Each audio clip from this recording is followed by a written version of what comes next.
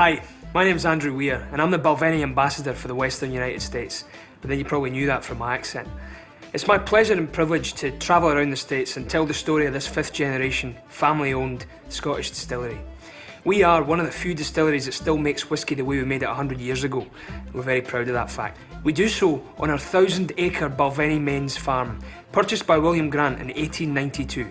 It sits in the shadow of the ancient Balvenie Castle. So at Balvenie, we still malt our own barley. Now, of 100 or so distilleries in Scotland, there are only a handful that still do this. Most do so for geographic reasons.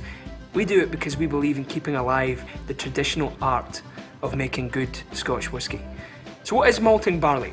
Well, we take the barley, we soak it, we trick it into thinking it's spring so that it starts to grow, and that allows us, it breaks down those tough cell walls, giving us access to the starch that's in there, which we later turn into sugar, which later turns into alcohol. So we lay the barley out on the floor for a period of about 6 days, and periodically the maltman will turn it by hand with one of these. This is a shield. Very labour-intensive work. Our maltmen call the maltings the gym. A very, very important factor in the taste and smell of a whisky is the size and shape of the copper pot stills. And we are the only distillery that employs an in-house coppersmith to ensure those stills are in optimum condition and that they're working correctly to give us the perfect spirit.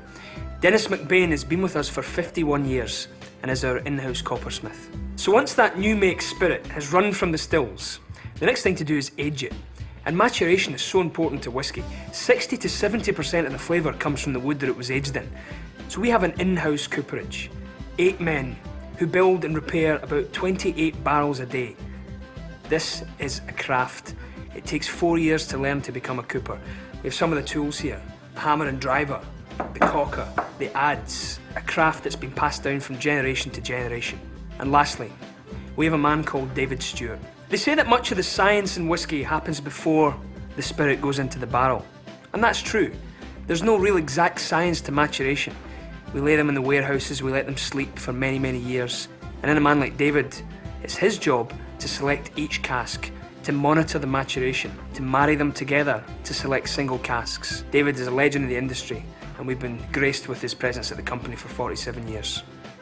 Slàinte mhath.